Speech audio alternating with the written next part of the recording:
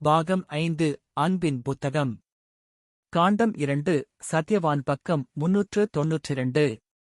விதியின் இந்த நாளில் அவள் நினைவில் இருந்ததெல்லாம் கம்பீரமான ஆழங்களை எதிர்கொள்ளத் துணியாமல் மனித இல்லங்களை நோக்கி தப்பி ஓடிய பாதை, அதன் மாபெரும் ஒற்றை ஓசையுடன் கூடிய வனாந்தரம், மேலே ஒளி வீசும் ஞானியைப் போன்ற காலை, விண்ணில் தொலைந்து போன சிகரங்களின் பேரார்வம், முடிவற்ற காடுகளின் மாபெரும் முணுமுணுப்பு.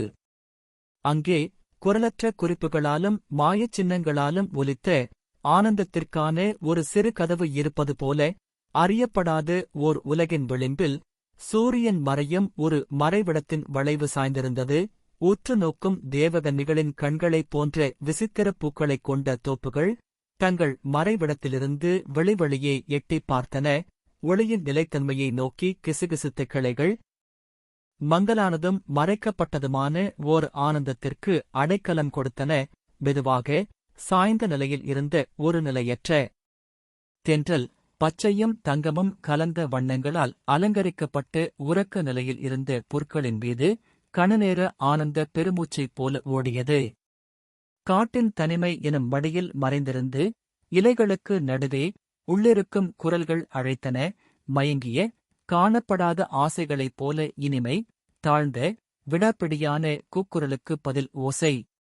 பின்னால் மரகதப் பச்சை போன்ற மானமான தொலைவுகள் உறங்கின. தன் தொலைந்த காட்டுத்தனமான பார்வையைத் தவிர மற்ற அனைவருக்கும் பேரார்வம் மிக்க, மறைக்கப்பட்ட, மறுக்கப்பட்ட ஓர் இயற்கையின் இருப்பிடம் அது.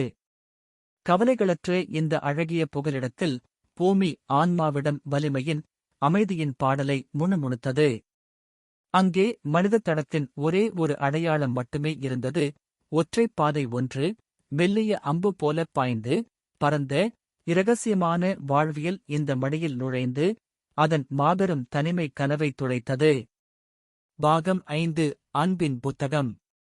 காண்டம் 2 சத்யவான் பக்கம் 393. நிச்சயமற்ற இந்த பூமியில் தன் இதயம் யாருக்காக இவ்வளவு தூரம் வந்ததோ அவரையே அவள் முதலில் சந்தித்தாள்.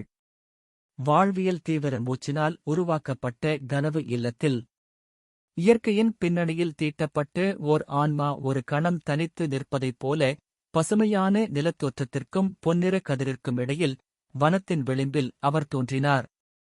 ஜீவ ஒளியின் ஆயுதம் போல, கடவுளின் ஈட்டியைப் போல் நிமிர்ந்து உயர்ந்து நின்ற அவரது உருவம் காலையின் பேரொளிக்கு வழிகாட்டியது.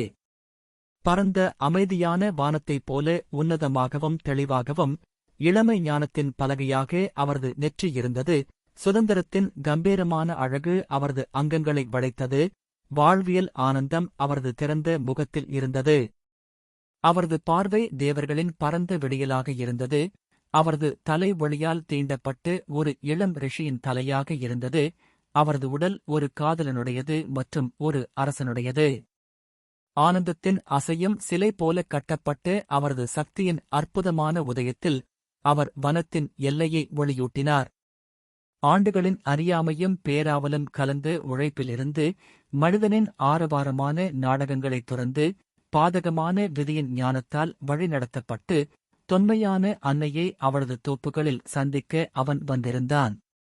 அவளது தெய்வீக ஐக்கியத்தில் அவன் வளர்ந்திருந்தான். அழகுக்கும் தனிமைக்கும் உரிய வளர்ப்பு பிள்ளையாக, நூற்றாண்டுகால தனித்த ஞானிகளின் வாரிசாக, சூரிய ஒளிக்கும் வானத்திற்கும் சகோதரனாக, ஆழத்துடனும் விளிம்புடனும் உரையாடும் ஒரு அலைந்து திரிபவனாக, எழுதப்படாத நூலை அறிந்த வேதஞானியாக, அவளது வடிவங்களின் மறைபொருள் நூலை ஆராய்ந்து அவளது தெய்வீக பொருள்களை அவன் உணர்ந்திருந்தான். நீரோடை மற்றும் காட்டின் மேன்மைகளாலும், சூரியன், நட்சத்திரம், சுடரின் குரல்களாலும், கிளைகளில் அமர்ந்திருக்கும் மாயப் பாடகர்களின் கீதங்களாலும் கற்பிக்கப்பட்டு அவளது கோள வடிவிலான பரந்த கற்பனைகளை கற்றிருந்தான்.